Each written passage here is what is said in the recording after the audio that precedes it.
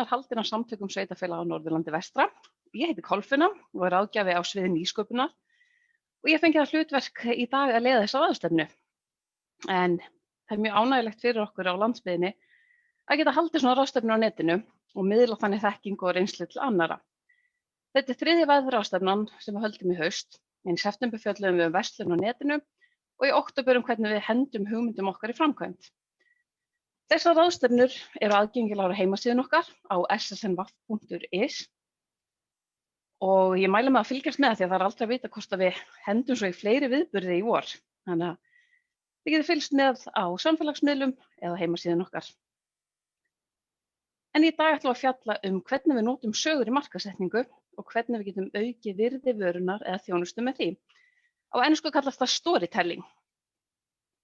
Við erum með 2 áhugaverð erindi hér í dag, en eftir hvert innlegg munum við bera upp spurningar sem koma frá áhorfendum. Við munum taka í gegnum spurningakerfið Slido og farið inn á slido.com og slegið inn millumerkið eða hashtag saga. Þá komist inn á svæðar sem getið slegið inn spurningarnar sem birtast okkur og við berum þar upp í lok hvers erindi. Við hvetjum ykkur til að senda inn hvers slags spurningar sem ykkur dettur í hug. En það er nú ekki eftir neinu að bíða en að vinda okkur í fyrsta erindið, en það er hann Hörður Harðarson frá markaðsstofunni Vert. Hann hefur mikla reynslu og menntun í markaðsmálum. Hann hefur unnið við og kennt markaðssögu í bráðum 20 ár. Meðal annars hefur hann kennt vörumerkjastjórnun, sölustjórnun, auglýsingafræði og slíkt við Háskóla Íslands og Háskóla Reykjavíkur. Svo fyrir 10 árum stofnaði Hörður Vert markaðsstofu og hefur starfað með öllum helstu vörumerkjum landsins, ef svo má segja. Hann veit ansi mikið þetta viðfangsefni. En hann heldur líka úti blogginu vert.is og bloggar þar markaðsmál.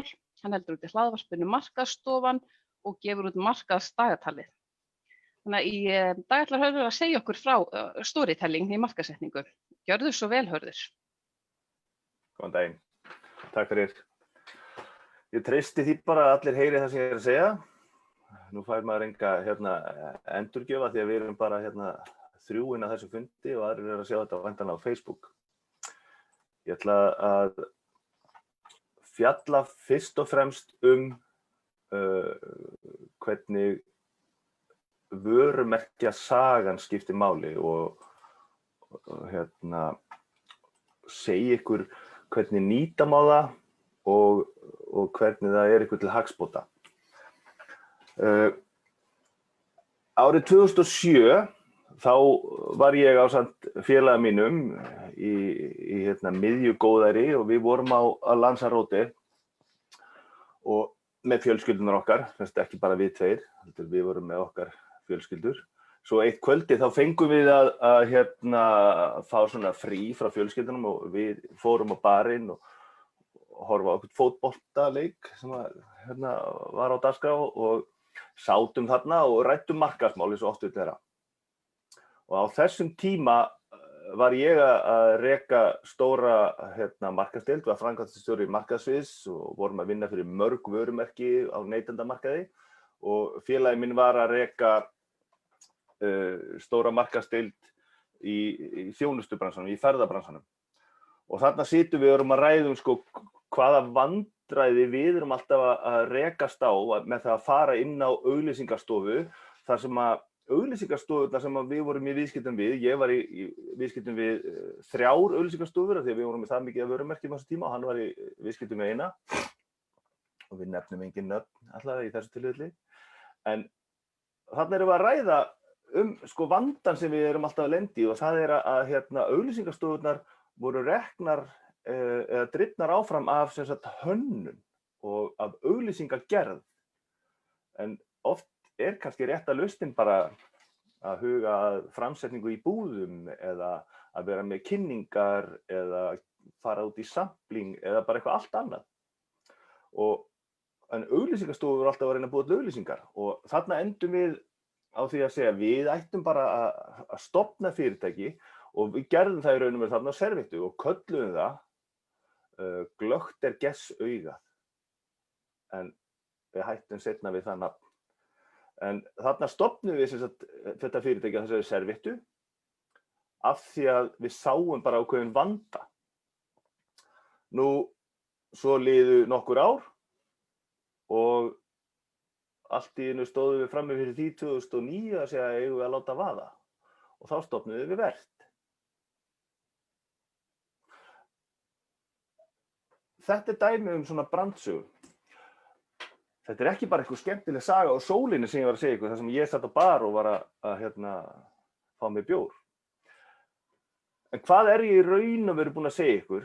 Ég búinn að segja ykkur eitthvað mig og félaga minn. Ég búinn að segja ykkur að við vorum að reka stórar markaðsdeildir.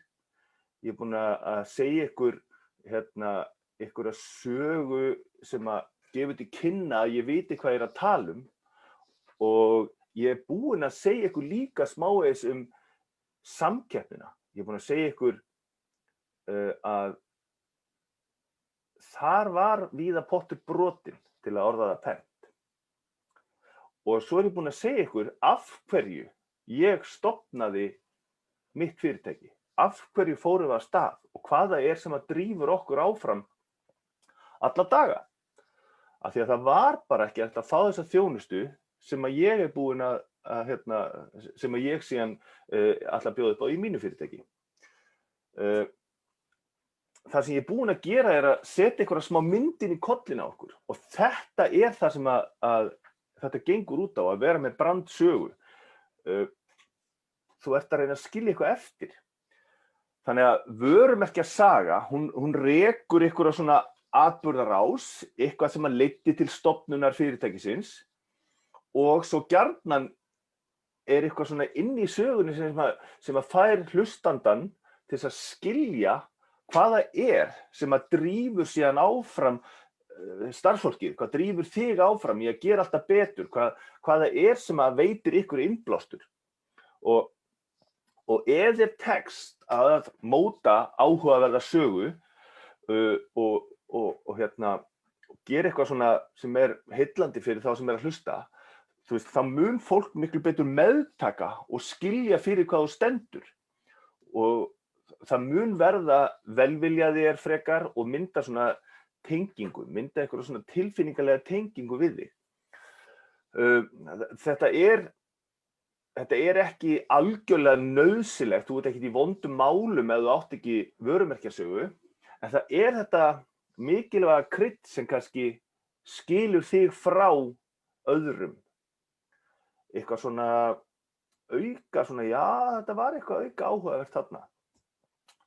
Nú, og það það sem við viljum gera þegar við erum að byggja upp vörumerki. Við viljum búa til tengingar við vörumerki. Þú þarft að búa til tengingar við vörumerki sem inn í huga þinna viðskiptavina og þú vilt að þessar tengingar séu sterkar, þú vilt að séu jákvæðar og þú vilt að séu einstakar. Sterkar, jákvæðar og einstakar tengingar. Það það sem þú vilt búa til við vörumerkið þitt. Og þegar ég segi vörumerki, það getur að vera vara, það getur verið fyrirtækjanafnið þitt, brandið þitt. Nú, öll stöndum við frammi fyrir í raun og veru í dag eða við ætlum að vera að veita einhverja þjónustu eða framleiða einhverja vöru að það brjálað framboð af samkeppnisvörum. Það nánast enginn í heiminum að framleiða eitthvað sem algjörlega einstakt. Þannig að allir standa frammi fyrir þessari meginspurningu, hvernig ætlar þú að greina þig frá fjöldanum? Hvernig ætlar að greina þig frá fjöldanum? Hvernig ætlar að greina þig frá öllum hinum? Og þá kemur önnur saga. Að það þessi saga sem að í raun og veru innblásin frá Seth Godin sem heitir Purple Cow. Hann skrifaði bók sem heitir Purple Cow. Og í grunninn hugsunin sú að ef að þú ert út að keyra einhvers staðar og keyrir fram hjá stóru túnið þar sem fullt af beljum, þá bara keyrir þú fram hjá og þú ert ekkert að gera veður út af því. Þetta var bara, já, keyrði bara fram hjá túni og það var bara fullt af beljum. En ef að ein þeirra fjólublá, þá myndir þú stoppa og taka mynd og hringja í mömmu þína og segja frá þessi næstu fermingu og þú veist, bara af því að það eitthvað þarna sem að skildi sig frá, eitthvað sem var öðruvísi heldur en það sem allir hinir eru. Og þetta kemur til að því að allt sem að þú vilt svona hámarka árangurinn af frásögninni, þá þarf allt sem þú gerir að vera athyglisvert, áhugavert og umtalsvert. Það er að segja, það þarf að vera athyglisvert til þess að þú taki nú eftir því. Það þarf að vera áhugavert, þannig að þú veitir nú, þannig að þú hlustir vel og setir athyglina inn í það sem þú sást. Og svo þarf það að vera umtalsvert, þannig að þú farir nú og segir frá því, já ég sá vorum að keyra, það var bara ein fjólublá kú. Og svo náttúrulega fannst okkur bara eðlilegra að hafa þetta fjólubláa kind svona í okkar litlu sögu. En þetta punkturinn. Þú til þess að rjúfa þig frá heildinni, þá þarf þín kind eða þín kú að vera fjólublá meðan allar hinar eru hvítar. Og þá í leiðinni eru þið búin að sjá hvaðan nafnið á fyrirtækinu mínu kemur. Allt sem hún gerir þarf að vera athyglisvert, áhugavert og umtalsvert.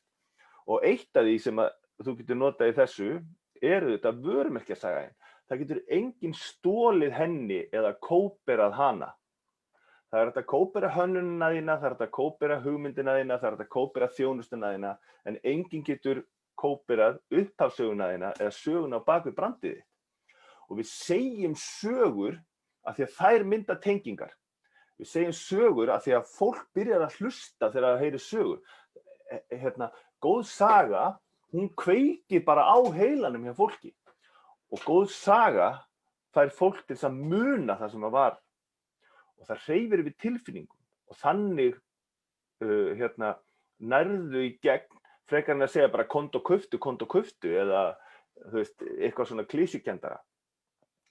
Sögur eru þetta öfluga verkfæri í raun og veru til þess að ná athyglinni, til að vekja upp tilfinningar og fá fólk til þess að skilja miklu meira heldur en kannski einhver þurr frásögn af eiginleikum sem að varaðin hefur eða eitthvað á þá leið.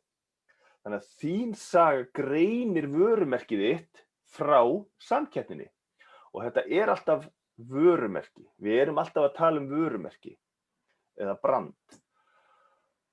Og hvað nú það? Ég ætla stuttlega, hreinlega bara að skauta yfir branding eða vörumerki. Og sko, sterkt vörumerki ekki tilviljun. Það ekki eitthvað sem þú bara allt í einu, ég bara með eitthvað rosa vörumerki. En það aftur á móti eitthvað sem þú eignast, eða eitthvað sem þú býr til með því að vinna vandaða markaðsvinnu lengi með því að vera með samfellu í sögunni þinni. Og hlutverk vörumerkis þetta annars vegar að auðkenna þig, þannig að fólk getur, já, ok, þetta þessi vara.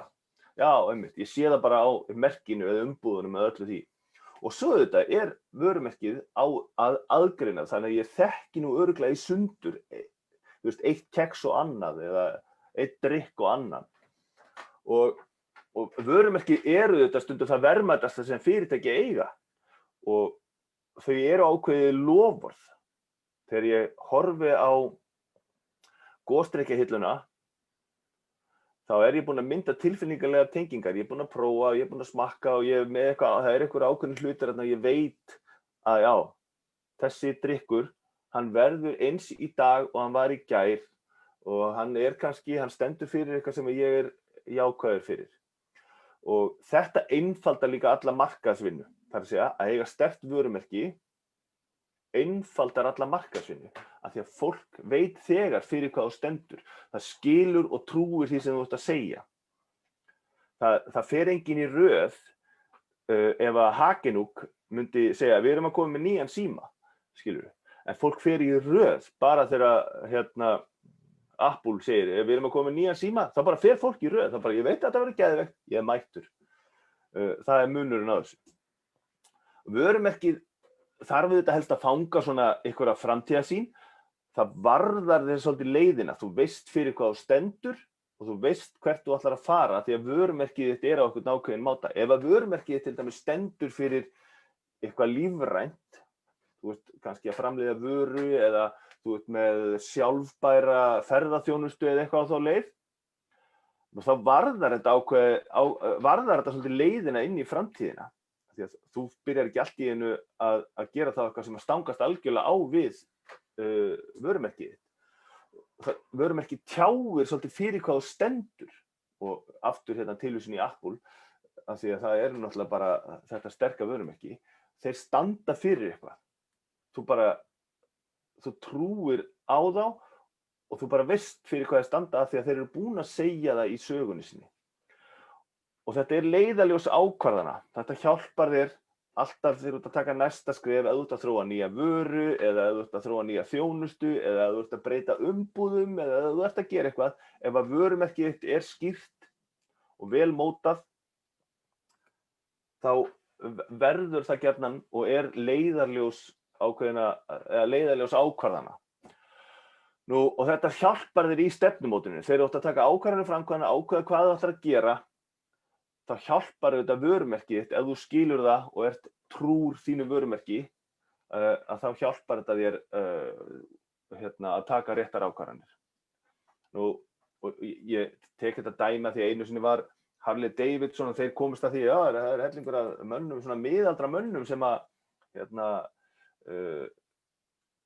er að kaupa mótorhjólin okkar. Eigum við ekki að byrja að framleiða vínkæla, því að þessi sömu menn eiga allir eða eru áhugasamir vín. Þetta eru meira minna lögfræðingar og læknar og eitthvað svona lið sem að kaupa sér Harley Davidson hjól í dag, en ekki einhverjir grjóthæfir mótorhjólakallar.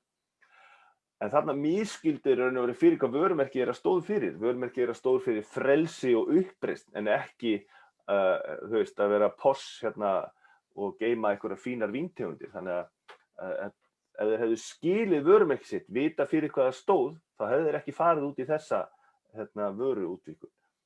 Og þetta getur verið mjög mikilvægt fyrir fyrirtæki að skilja sitt vörumerki, skilja sína sögu, svo þeir fari nú ekki að taka einhverja svona skrýtnar ákvarðanir í vörumerkjaútvíkun eða vöruþróun.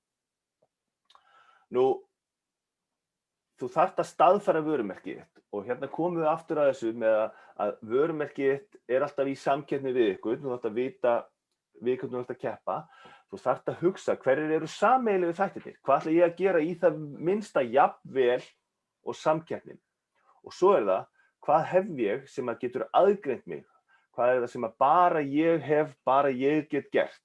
Það getur auðvitað verið einhver framkvæmd eða einhver virkni, en það getur svo sannarlega verið sagan á bakvið brandið. Það getur verið aðgreinandi þátturinn. Af hverju gera þeir þetta? Af hverju ég trúi á þetta fyrirtæki, af því að þetta er svo ótrúlega upphafssaga, þetta er svo ótrúlega saga á bakvið þetta vörumerki. Sagan getur verið eitt mikilvægasti aðgreinandi þátturinn. Sagan, af því að vörumerki er byggt upp með mörgum kubbum, og einn af þessum kubbum er sagan. Hann er í raun og veru út allt. Sagan er út allt í vörumerkinu og í vinnunni þinni. Og það eru ákveðnir þættir sem er mjög nauðsynlegt að hafa til staðar í sögunni, af því að það er auðvitað hægt að segja einhverja glataða sögu og hún getur bara orðið til ógagns.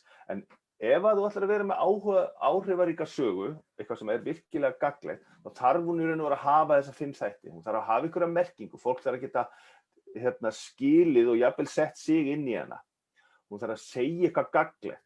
Hún þarf að vera persónuleg.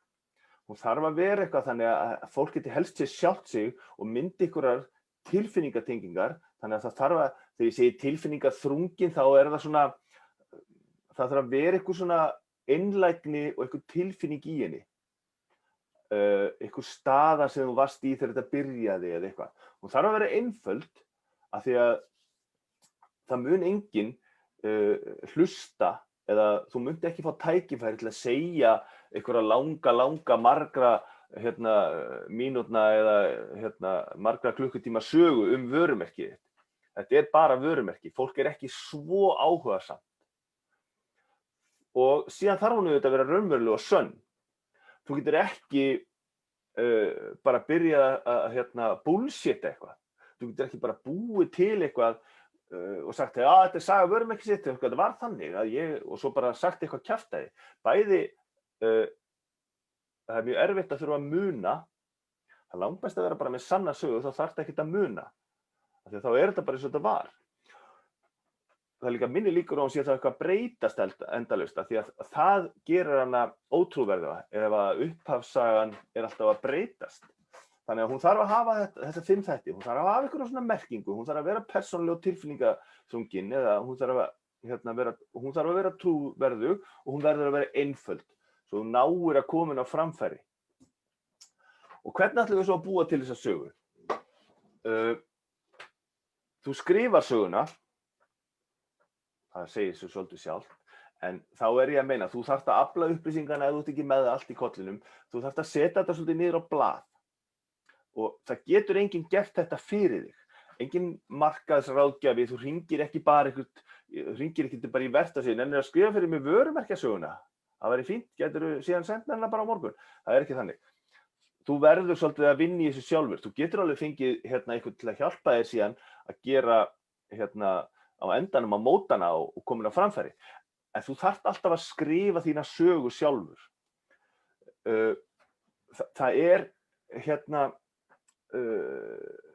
það ágætt að skrifa meira en minna, hvernig byrjaði þetta nú og hvernig gerðist þetta allt og hver var hvatinn og eitthvað svona, þú leitar að þessu. Þú verður að skilja hver að hlusta, við hvern ertu að tala, hver áheyrenda hópurinn. Sko, allar sögur þess eðlis að þú verður að skilja hver áheyrenda hópurinn er. Þú byrjar ekki bara að lesa 50 Shades of Grey fyrir, börnin þín. Þú verður að vita hver að hlusta til að geta sagt rétta sögur. Og það mikilvægt að vita hverju þú ert að reyna að áorka. Og þá þarftu að skilja vörumerkið. Hverju er ég að reyna að koma á framfæri? Aftur ef ég nefnum sér dæmi, ef að varaðin ef þú ert með sjálfbæra eða einhverja umhverfisvæna þjónustu eða vöru, þá þarftu að átta þig á því við hvernig þú ert að tala. Það væntanlega fólk sem skilur eða áhugasamt umhverfisvæna þjónustu eða vöru. Og svo þarftu að vita hverju er ég að reyna að áorka. Er ég að reyna að koma á framfæri hvað við leggjum mikið á okkur til þess að geta uppfyllt þarfir þeirra sem að vilja umhverfisvæna vöru eða þjónustu. Þannig að þú verður að skilja áheyrendahópinn og þú verður að vita hverju þú vilt áorka. Og síðan þarftu að móta söguna. Af því að langa sagan sem þú kannski skrifar í upphafi, sem svona bara að taka niður alla sæti, svo þarftu að móta hana út frá því hvaða hráefni hver að hlusta, og svo byrjar að setja inn þessa litlu móla. Þessa litlu móla sem að kannski segja meira en mörg orð. Nú, svo verður að koma þess að sögu á framfæri, bæði í heild og í litlum brotum. Og það ekki þar með sagt að þú sért alltaf bara að messa yfir fólki með langar sögu, bla bla bla. Það enginn að hlusta ef að þú ert alltaf inn í löngum sögum. Þannig að þú þarft svona að koma þessu inn í þína markaðsvinnu. Það þessi spurning, hvernig á ég síðan að nota þessa sögu? Þú þarft auðvitað að segja hana, en aðalatriðið að þú notar hana af því að hún orðin hluti af kökunni þinni sem vörumerkið þitt. Hún eins og þessi sykur. Hvernig nota ég sykur? Hún bara í kökunni, hún í hverjum bita. Það smá svona, já, hún þarna, þarna, upprunarsagan þarna, ég finn það. Og þannig notar það söguna. Þú sáldrar henni basically yfir allt. Þú hefur hann í huga þegar þú ert að taka ákvarðanir. Hún hluti af vörumerkinu þínu. Og þetta var nú allt og sumt. Ég bara hvet ykkur til að koma með spurningar. Takk fyrir. Takk kærlega fyrir áhugavert erindi, Hörður. Við erum komin með nokkrar spurningar frá Slido og kannski tökum hérna fyrstu spurninguna. Hentar storytelling fyrir allan rekstur? Jep, engin vafi. Hentar fyrir allan rekstur. Þetta sko, þetta hefur auðvitað mismikið hlutverk. Skúli Pípari, sem bara einn eitthvað að gera, þú veist, hann svolítið bara, þú veist, að vinna sína vinnu. Hann ekkert í einhverju rosa marketing og hann ekkert að gefa út mikið efna, því að þetta auðvitað orðið svolítið mikilvægara í dag, af því að allir alltaf einhvern veginn að gefa út content á samfélagsmiðlum og eitthvað. Þú veist, einhver einyrki sem bara að jöðast áfram í sínu og bara, þú veist, að reka sitt persónulega fyrirtæki til þess að reka sitt heimili, hann hefur ekkert rosalega mikil tækifæri. Samt ágætt að átta sig á því, af hverju ertu einn? Af hverju ertu ekki inn í einhverju Pípara fyrirtæki? Þú veist, kannski það því að það fór í taugarnar að þér að aðrir voru að draga lappirnar eða þú vildir vinna á einhvern ákveðinn máta. Þannig að algjörlega óháð því hvort að þú ert einyrki eða risa vörumerki, þá skiptir þetta máli, en skiptir þetta mismiklu máli. Einmitt. Takk fyrir það. Það taka hérna eina spurningu í viðbót, kannski tvær bara. Hvaða hættur fylgja því að nota sögur? Sko, ég myndi telja að meginhættan væri ef þú ert að fara frjálslega með sannleikann, þá myndi ég telja að það væri svona einna helsta hættan þegar opinberast einhver svona, þú ert eitthvað aðeins búin að hliðra, þú ert aðeins búin að fara svona og leyfa þér eitthvað að fara rangt með staðreyndir. Þú skrifar eitthvað út úr sögunni eða, þú veist, segir eitthvað og reynir að breyta því sem að gerðist. Og það hellingur af fyrirtækjum sem eiga erfiða sögu. Volkswagen á mjög erfiða sögu, en þeir ekkert að fela það. En þeir kannski bara að taka tillit til þess þegar þeir reyna að bæta fyrir. Ég myndi telja að það væri einna hættulegast. Síðan auðvitað getur verið ákveðin hætta fólgin í því að tímarnir breytast. Það sem að þótti í lagi fyrir stuttu síðan kannski bara ekkert í lagi í dag. En þá getur auðvitað aðeins áherslan í sögunni þinni breyst. Skilurðu? Þó að sagan breytist ekki. Ég hefði alveg getað sagt ykkur í upphafi sögu þegar ég stofnaði fyrirtækið, þá var auðvitað eina ástæðan fyrir því að ég stofnaði fyrirtækið var að þetta var sú tegunda fyrirtæki, þetta í miðju hruni, þetta sú tegunda fyrirtæki sem hægt var að stofna án þess að fjárfesta, af því að sem ráðgjafi, þá mætir þú byrjar bara að vinna. Skilur, það ekkert saga sem áhugavert að hlusta á, en á einhverjum tímapunkti þá gæti ég alveg breytt áherslunni á því að mér fannst eitthvað athugavert í bla bla og farið bara, af því að það eru fleiri þættir sem ég kannski sagði ekki upphaflega, sem að geta alveg verið hluti af upprunasögunni. Einmitt. Tökum eina að lokum. Hvernig finnst þér íslensk fyrirtæki standa sig í storytelling?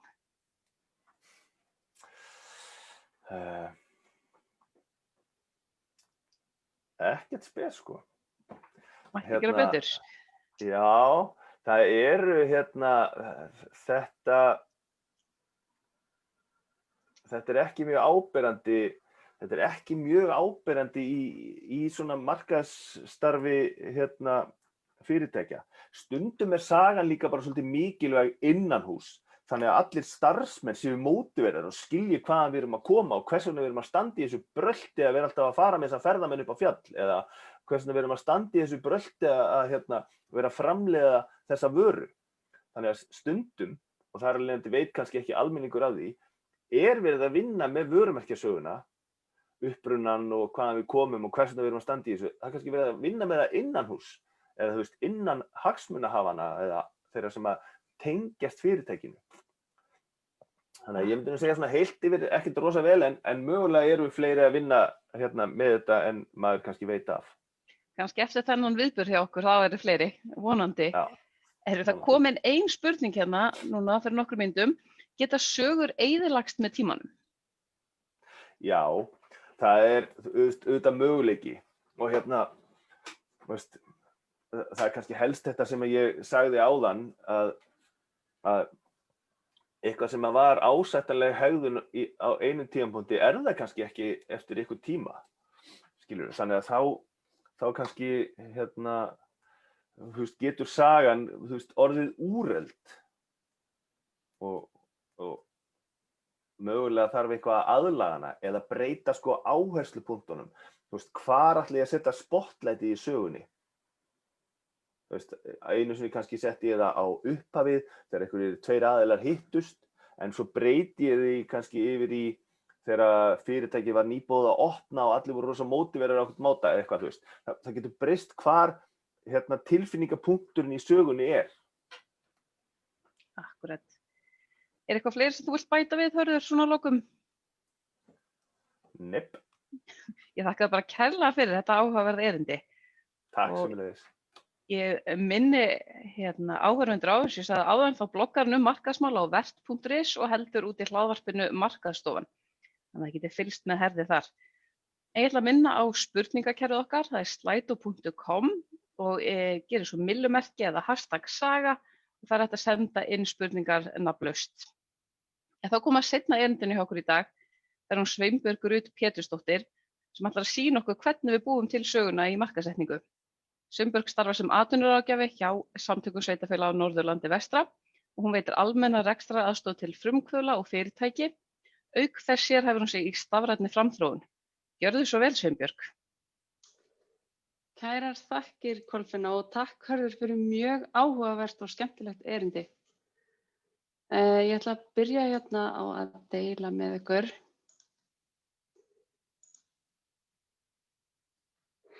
Já, ég ætla sérst að fara yfir nokkra punkta sem þið getið notað til að búa til ykkar sögu, til þess að nota það í markaðssetningu og eins ætla ég að sýna ykkur nokkur dæmi. Hörður reyndar fór rosalega vel yfir þetta en ég ætla bara svona aðeins til þess að einbara. Hvernig átt þú að búa til þína sögu? Eins og Hörður kom inn á þá erum við mannfólkið, við erum forrituð til að fylgja söguþræði. Þannig höfum við komið upplýsingum áfram í gegnum áraraðir með sögu. En rannsóknir sýna líka að sögur, það er auka magn oxytocin í líkamanum, en það er hormón sem ýtir undir tilfinningar eins og til dæmis ást og vellíðan. Og hlustandinn, hann tengir auðveldar við söguna þegar lýsingar á umhverfi, aðstæðum og tilfinningum eru nægar. En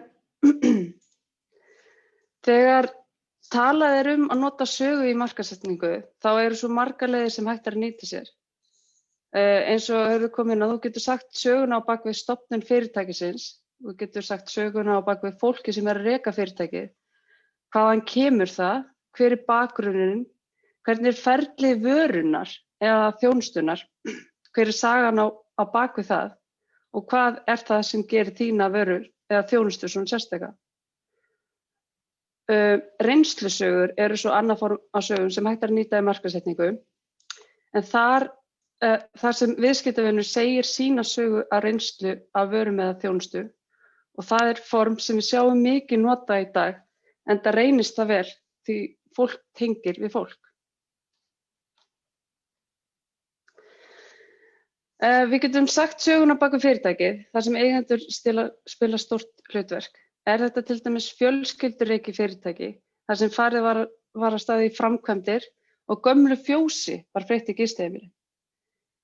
Friðheimar er gott dæmi þar sem saga er notuð til að kynna fyrirtæki betur og saga fólksins á bak við fyrirtæki er sögð á heimasíðunni.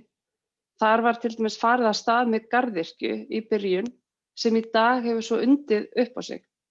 Og á heimasíðunum má svo jafnvel lesa hvernig starfsemin byggðist upp og það er hægt að kynna sér hver bakgrunnur stofnenda er. Svipað dæmi má sjá á heimasíðu Sólgarður Apartments.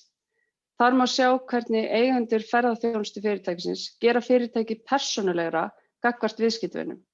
Þessi persónulega saga er jafnframt höfð til sýnis í hverri íbúð sem leigð er út og hafa þau fengið mjög góð viðbrögð gesta við henni og sem lesa má til dæmis í gestabókum hjá þeim.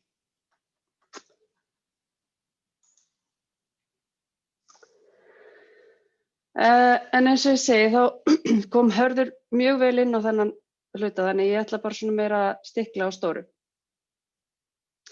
Hvað getur þú gert til þess að nálgast þína sögu? Það fyrsta sem þú þarft að gera að velja hvaða sögu þú vilt einblína á til þess að segja. Eins og kom fram áður, þú þarft að skilgreina hver eru gildi fyrirtækisins eða vörunar. Og sagan þarf þá að endurspegla það sem þú vilt standa fyrir. Við þurfum að segja satt, eins og hefur komið inn á. Sagan þarf að hafa sannleiksgildi. En hún þarf að vera með eitthvað meira en bara vöruna eða þjónustuna. Hún þarf að vera heillandi og raunveruleg. Þið getið deilt til dæmis ferðalaginu á leið ykkar í að þróa þá vöru eða þjónustu sem þið bjóðu upp á í dag. Eins og hann Hörður byrjaði að gera, þetta greip mann strax. Maður átti að sig ekki á því að maður væri að hlusta á sögu. Þá hægt að koma á framfæri hvernig verður varan til, hverjir standa á baku þjónusta og þannig hægt að gera fyrirtæki að vörum ekki persónulega. Kynntu þér efni sögur í markaðssetningu eða storytelling og skoðaðu aðra sem hafa notað sögur í markaðssetningu. Hvernig eru aðrir að gera þetta? Þú gæti vel fengið hugmyndir þar. Og þegar þú hefur svo sett niður þína sögu, fáðu þú einhvern til þess að lesa hana yfir og koma með ábendingar. Þegar sagan tilbúin, þá komið að því að finna út hvernig þú ætlar að koma henni á framfæri. Og þar eru margir kostir í boði. Þetta gæti allt verið frá því að vera bara einfaldur texti á heimasíðu eins og hjá Friðheimum. Þú getur gert myndband, það getur verið heimagert, en þú getur þá líka keypt þá þjónustu út. En númer 1, 2 og 3 að finna hver sagan eða skilaboðin sem þú vilt að komast til skila.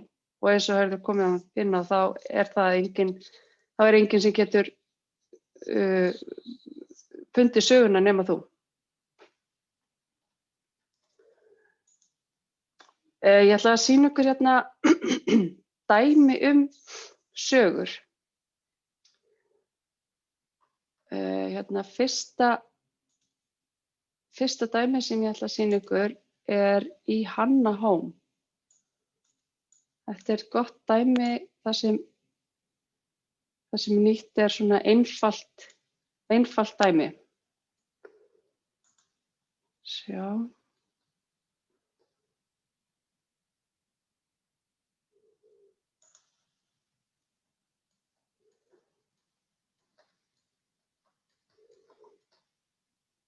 Yes.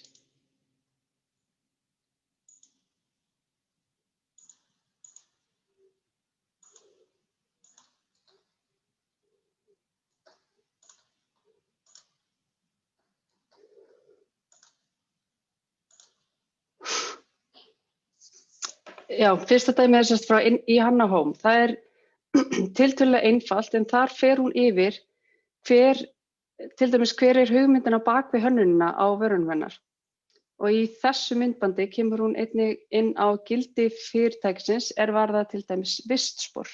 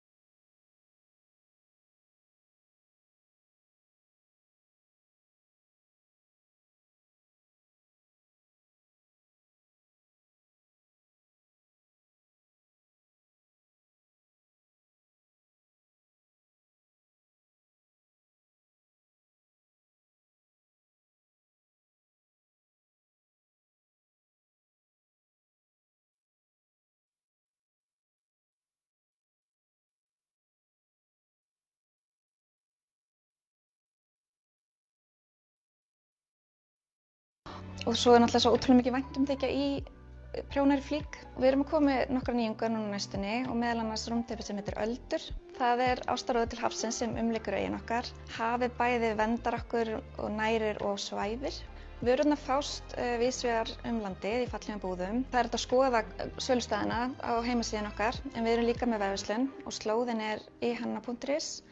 En ef maður hins vegar vill fá að koma við vörurnar og skoða betur, þá til dæmis e-pæl í Skeifunni 6 með allar vörurnar, alla vörulínuna, þannig að það hægt að skoða þar og jafnvel versla.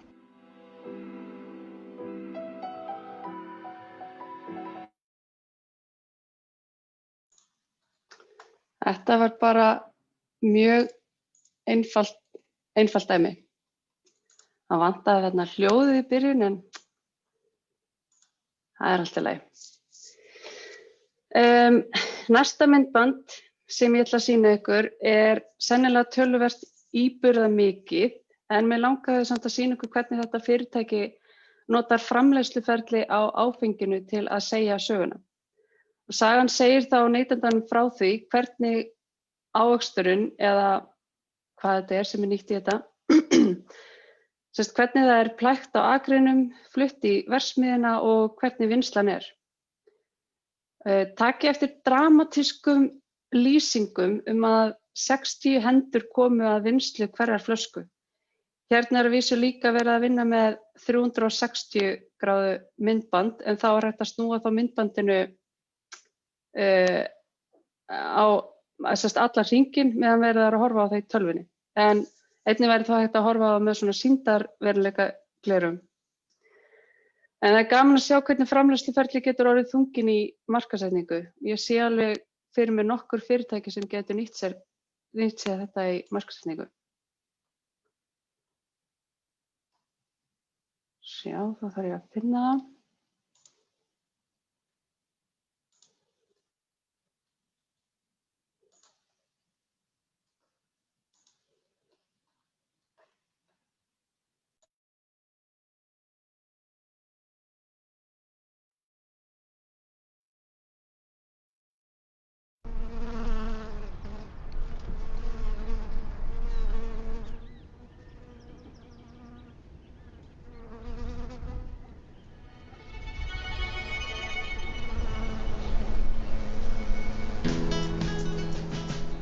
Every love story has a beginning. Ours begins in the highlands of Jalisco, Mexico. The rich red clay is home to the highest quality Weber Blue agave. After maturing for up to 7 years, the agave is finally ready to fulfill its destiny. Welcome to Hacienda Patron, where each bottle of the world's finest tequila is crafted by no less than 60 hands. Within these walls, we have perfected the art of Patron.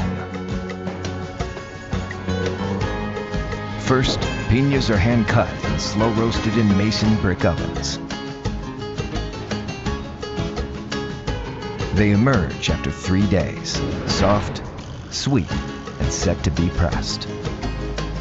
The Tahona wheel crushes agave the hard way, beneath 2 tons of ancient volcanic rock. Our patience is rewarded with complex, earthy flavors. During fermentation, the tequila begins to reveal itself. The juice is transformed, taking on the essence of freshly cooked agave. It's then distilled in small copper pot stills, leaving just the heart of the tequila. Meanwhile, excess fibers used to enrich the soil and nurture the next generation of agave. Back in the barrel room, the tequila is aged in oak casks to impart subtle flavor notes. Not just any bottle is worthy of holding the world's finest tequila. Patron is handcrafted, a one-of-a-kind work of art. And inside each bottle is our masterpiece, a product of patience and passion, a true labor of love.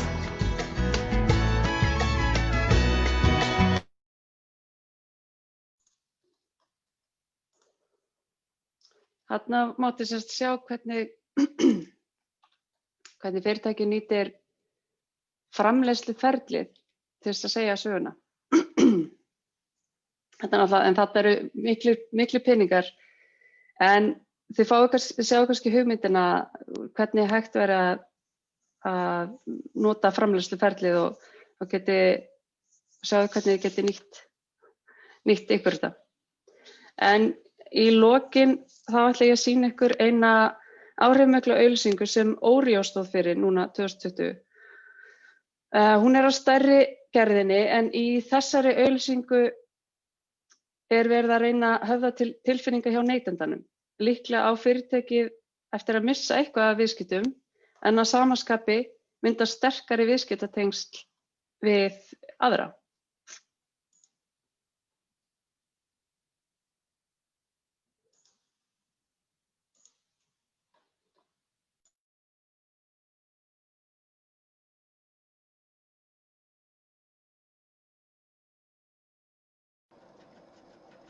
Hey, you okay? I'm good.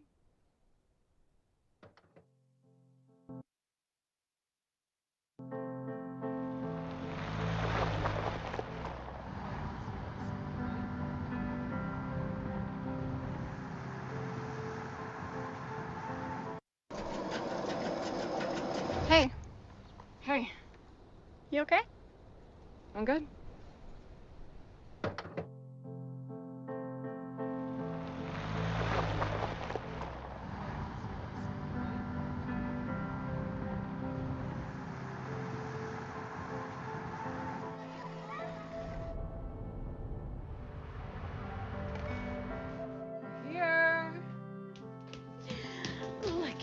Hi, Mom. Hi, baby. Mom, this is Amy. Oh, It's so hi, nice to meet Amy. you. Hey, Dad. Hey, I'm Amy. Hi. Nice to meet you. Are you hungry? Yes. Come on. Oh, yes, please. Homemade jam. It's really challenging to be Oh my goodness.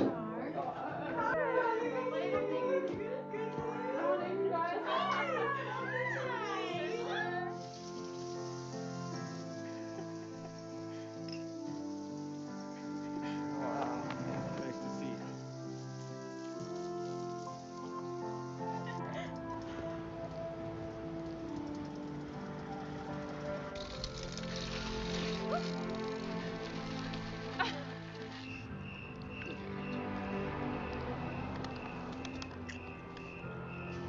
Oh my God. You just wanted my help, I know.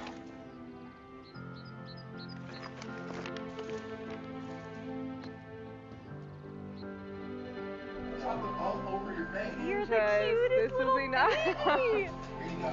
Happy birthday. Hey, Dad. Hey, Night. Night. good night.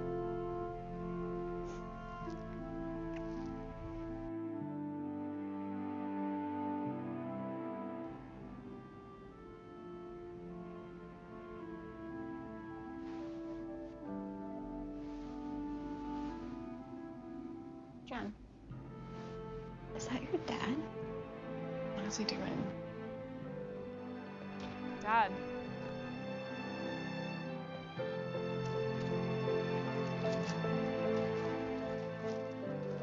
Did I do it right? I love you.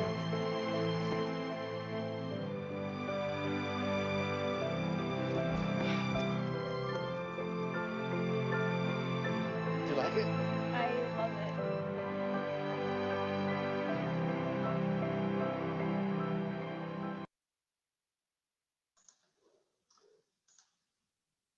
Í þessari sögu sérst Oreo að sýna fram á að þau eru að taka afstöðu með ákveðnu málefni.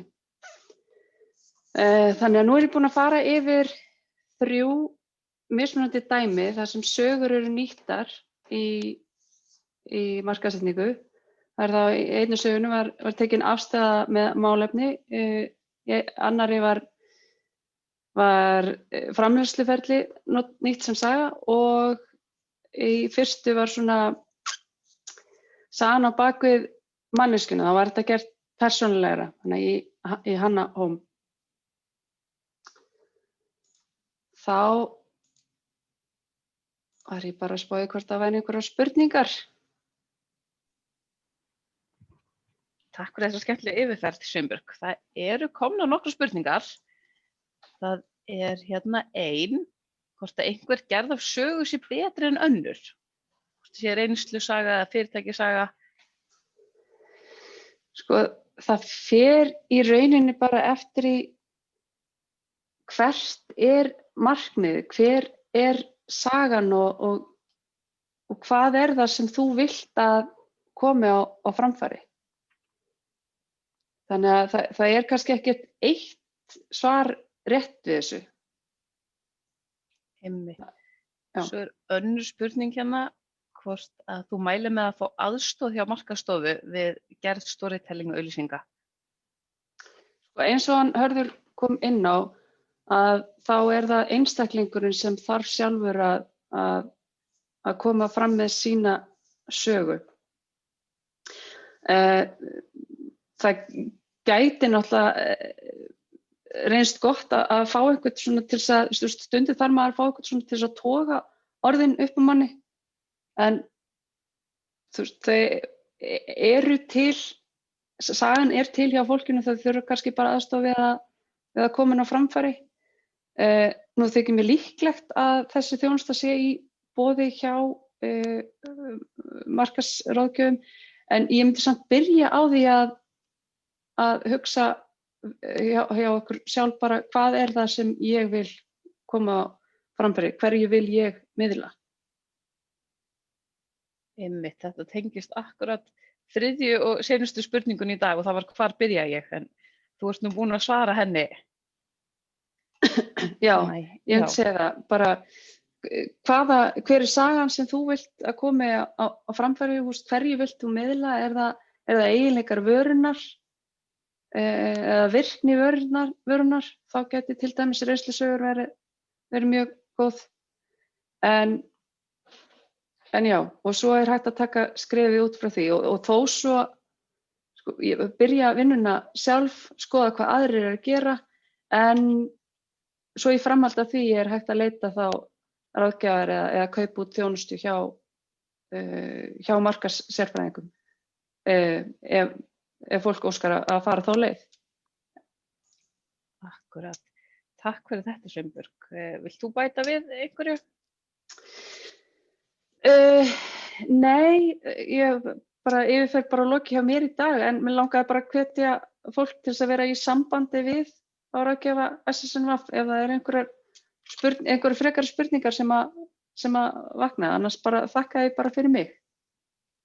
Takk fyrir og ég ætla að minna alla á að viðburðirnir okkar eru aðgengilegir á heimasíðu samtakanna ssnv.is og ég mæli með að fylgjast með okkur til að fá tilkynningar ef það verða fleiri viðburðir hjá okkur. En þá er þessu lokið í dag og við vonum að þessi yfirferð hafi verið hvatning fyrir einhver að feta sig áfram í þessari gerð af markaðssetningu. En ég segi bara takk fyrir.